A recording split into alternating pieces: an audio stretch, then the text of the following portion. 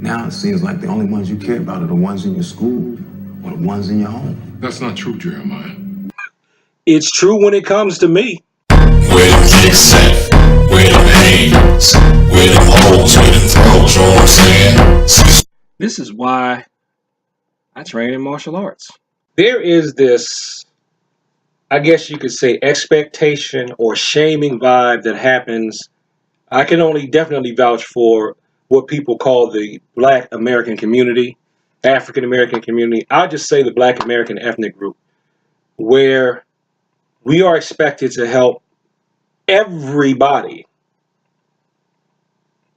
We're supposed to save everyone in our ethnic group, no matter how influential we are or are not. And so the clip I played in the beginning, that's part of that shaming tactic. Oh, you don't care about the community. You only care about the people at your school and the people in your house. Well, there is an old saying that goes kind of something like, if every man would take care of their own house, all the houses would be taken care of. Realistically speaking, I'll talk of the fictional character, then myself. That fictional character this is from the Black Lightning show on the CCW, great show. I love all the CCW shows, even the ones I rag on. I'm not going to say which one I rag on, but I love them all. I like Black Lightning. I like Supergirl. I like The Flash. Okay. I'm even starting to like Legends. But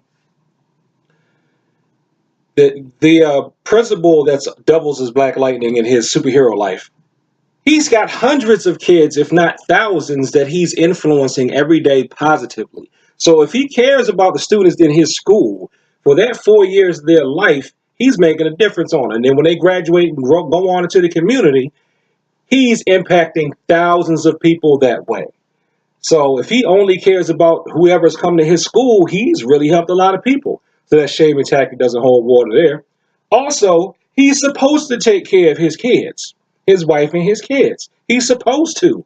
Every time somebody does something wrong, don't we try to turn around and blame the parents, like the parents work their children like a sock puppet, like their children don't have free will? So if he's taking care of his children, he's doing what he's supposed to do.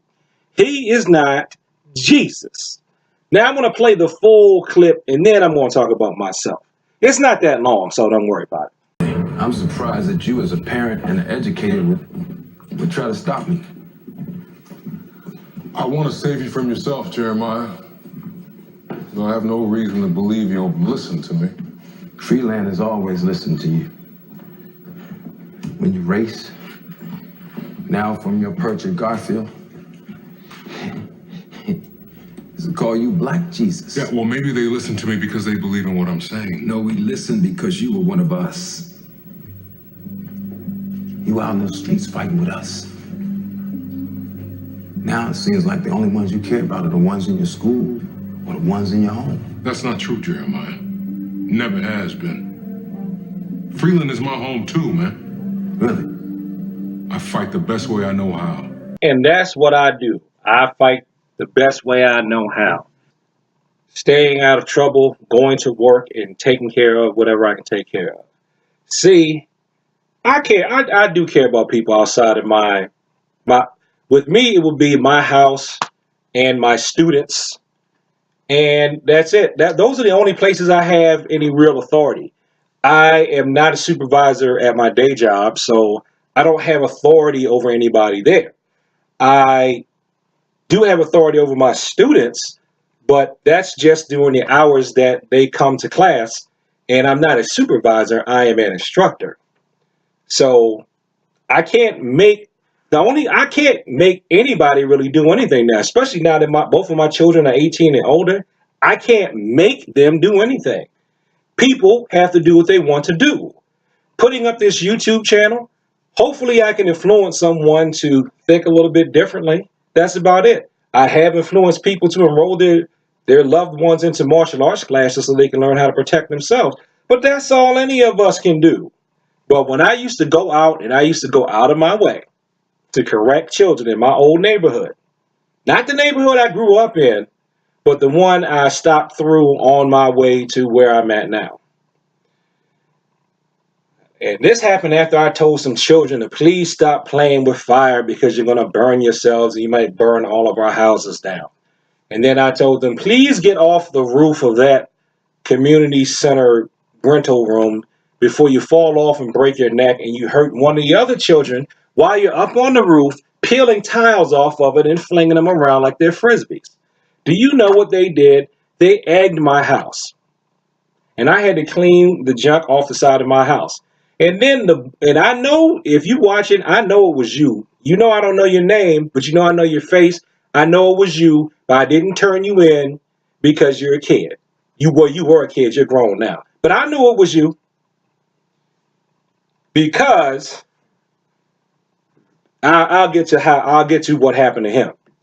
Then when I said, you know what? I'm going to stick my neck out for the community. When I see drug dealers, I'm going to snitch. And they broke the windows out of my car. And they broke the windows out of the guy's car over here. They broke the windows out the car over there. Then, well, I think that house got robbed. But I don't really think that was related to that. I think that was because when we were selling the house, my wife left jewelry out. And then they saw it. And then they came through and they were good too, boy, because they waited. They studied the house and they waited. They did it in like 30 minutes because there was a 30-minute window when there wasn't nobody home every day. They figured it out. They came in and out like ninjas and other N-words. But that's what happens when you stick your neck out for the community. And then that same guy, I think, is the same guy who got shot in front of my house, in front of my old house. I think that's the same kid that got the bullet holes in his back. Running around with the type of people that I would discourage him from running around with. But that story has a happy ending because I saw him after that living a regular life. And I wasn't mad at him. You know why I wasn't mad at him? Even though I believe he had done some things to me. Because I can't control him. Especially if you are a black man. Okay, and I'm not saying this as a racist. Really, if you're a human being. But this is the only humanity experience that I know, the one I've lived. I know as a black guy, if I don't have direct authority over somebody, if it's not like, you're my child, you're my spouse, you are my student, or if I'm an employer, I employ you, you know, people won't do what they want. Thanks for watching this video. Like, comment, and subscribe. Share this with people who like to talk. And peace.